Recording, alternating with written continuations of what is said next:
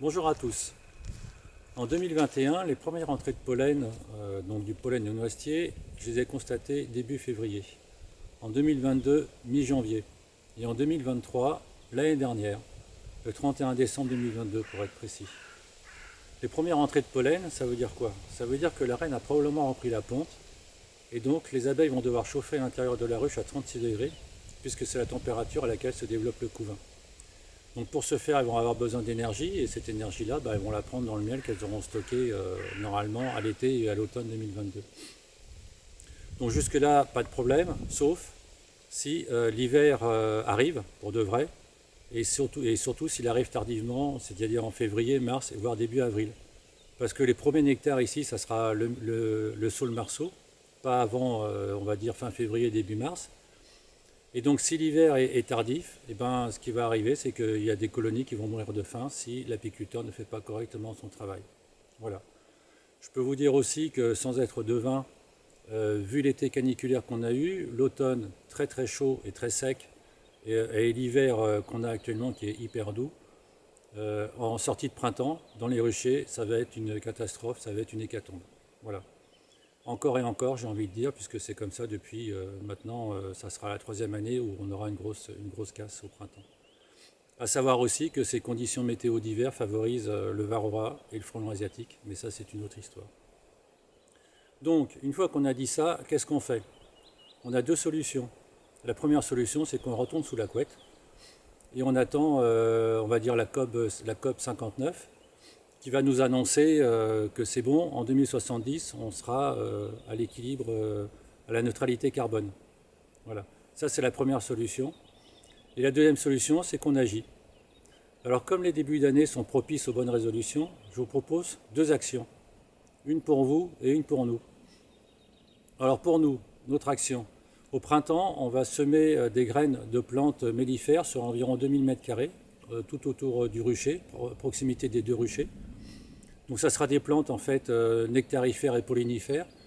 L'idée c'est qu'elles couvrent le maximum d'amplitude sur l'année, des premières fleurs tôt au printemps et les dernières fleurs tard à l'automne pour que les abeilles puissent faire leur réserve de nectar et surtout de pollen.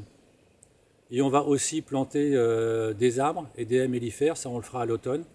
Et donc la haie, elle sera sur une centaine de mètres à proximité du rucher. Voilà. Pour vous, votre action. Il faut arrêter de consommer du miel comme on consomme une vulgaire pâte à tartiner. Les Grecs à l'Antiquité appelaient le miel le nectar des dieux. Donc moi, quand j'entends nectar des dieux, j'entends quelque chose qui se consomme de façon exceptionnelle et avec modération. Je vais vous donner quelques chiffres. En 2021, en France, on a importé 30 000 tonnes de miel, essentiellement européen. Premier pays exportateur, c'est l'Ukraine.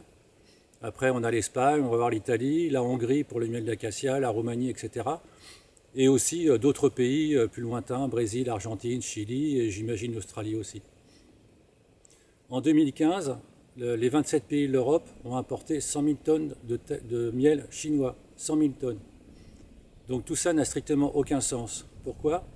Parce que même si l'apiculteur fait un très bon travail et respecte ses abeilles, son miel va transiter en flux de 300 litres, il va traverser des centaines, voire des milliers de kilomètres. Arrivé en France, il va être, si ça se trouve, mélangé avec d'autres miels, d'autres apiculteurs, et probablement chauffé avant la mise en pot.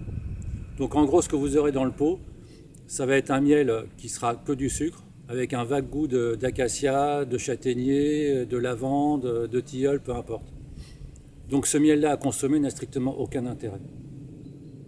Donc, si vous voulez acheter du miel chez un apiculteur, allez le voir, discutez avec lui et choisissez un apiculteur qui pratique une apiculture extensive et pas intensive.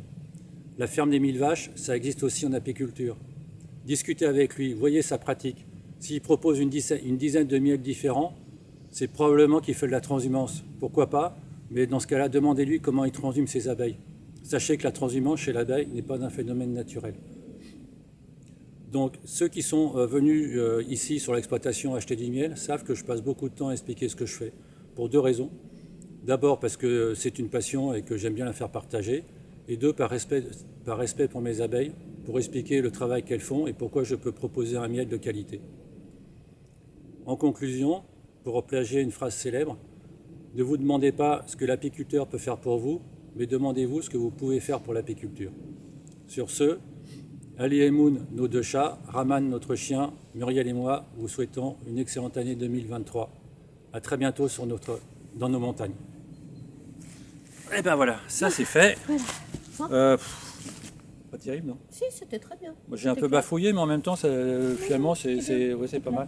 Bon. Bon, on va bouffer, j'ai faim, moi. Et après, grosse sieste. Bon, allez. Attends, t'as pu avoir l'importateur de miel chinois ou pas? Bah oui, Qu'est-ce qu'il t'a dit, là? bah c'est ok, tout est bon. Printemps, il nous livre quand? Je crois que c'est fin juin. Ah non, fin juin, c'est pas possible, parce que moi, il faut que je fasse la mise en pot derrière. Hein. Ah bah alors je me Ça serait bien mi-juin, quoi. Oui, ça doit être mi-juin et c'est fin juillet, été, c'est ça? Ah, été, ils nous plantent pas cette année, ils nous en livrent. Ouais, ils nous ont dit que c'était bon, c'est ok. Et t'as demandé châtaignier et ronce, hein, parce que faut que ce soit à peu près crédible, quoi. Si on vend du tournesol, ici, ça va pas le faire. Non. Et combien? 500 kilos. 500 kilos? Mais qu'est-ce qu'on va foutre avec 500 kilos? Bah, je sais pas, moi tu m'avais pas dit ça? Bah 500 kilos, ouais, il va falloir fourguer, quoi. En même temps, tu me diras, c'est du miel chauffé, donc il va rester liquide. Ça nous fera plusieurs années, ouais, c'est pas plus mal. Bon, ok, on va manger. Ouais. Au fait, t'avais éteint la caméra? Merde.